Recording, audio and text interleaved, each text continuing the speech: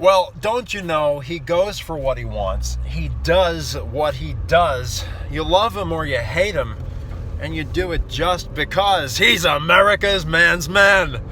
Welcome to the America's Man's Man episode, where we're starting to kind of clean up the jingle. This could be history. I don't want to get ahead of myself, but this could be history in the making. Which is why you want to subscribe at americasmansman.com. I know it's pronounced America's Man's Man. I am not a foreign contractor, outsourced. This is the real America's Man's Man. But I say that because I want to make sure you spell it correctly in the URL bar, americasmansman.com. There's a little subscribe button at the top of the screen. Hit subscribe, and you will. That way we can stay connected once the Matrix in Silicon Valley pulls the plug on us. I want to talk about Abraham Lincoln's wife. I don't think he'll be very offended when I say this. I tell men, don't be down on your wife. Don't be down on your wife. It's stupid to be down on your wife, and the reason it's stupid is because, and I'm borrowing from Jordan Peterson a little bit here. I had this boss once upon a time who shall remain nameless, and he's always just be otching about his my wife this, the old ball and chain, whatever. It's like it's like you married her, dummy. So if you're complaining about your wife, you're asking for it from the world. So don't do it. Anyway.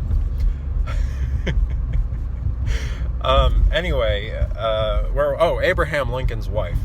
Very contentious woman, and it was through that, though, that he was made stronger. If you have, I do believe it's the natural state of a woman to edify and to desire to serve her husband out of love. It's in her biology, because she knows that if he's not happy, she's not happy. But see, we've constructed over the last century, with the unwanted help of those weird people in Hollywood who make all the television shows and all the fake news. Oh, by the way, did you see what was on the fake news last night?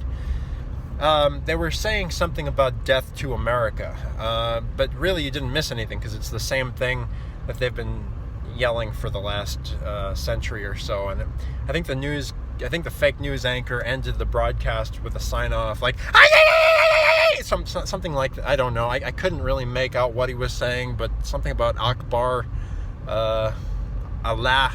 Anyway, they passed a new law in Oregon where they're giving out free abortions to illegals, and the girls that the illegals are raping.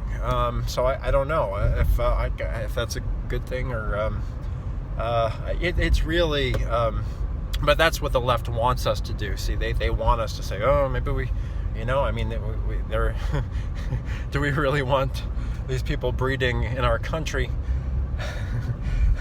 But we are Christians, and no, we have to do the merciful thing and deport them. So report illegals to your local authorities today, and that kind of solves that problem, and in a way that's that's not cruel like we once did with the slaves. So anyway, but anyway, when you have a contentious wife. First of all, I mean, if you really don't like her, then, bad on you for marrying her and not taking your marital vows seriously. It's so easy to settle, isn't it? In this age of whores, pardon my French, but whores, that's feminism is pretty much that. But you can only take that so far, because you got to, you have to kind of make lemonade, and, so if you're on that side of the fence where you've made the vows, you got to make the most of it. And it is kind of a mental, like everything else, it's all in the head like everything else. I'm going to make the most of this. I'm going to be a good husband, a good father, and all that. Or I'm going to say, oh, woe is me, I got to get out of this, I got to run from this. And well, we don't want to be like that kind of person who just dropping children all over the world, like the illegals, you know. Anyway, or Chicago. Long story short, God gives us, Abraham Lincoln grew as a result of his contentious wife. I'm sure usually women will try to help us to become better people in their own way, at least the women closest to us, and not the angry feminists who are trying to sabotage us real men and the good women in our lives whom we choose to surround ourselves with. And so it's worth listening to.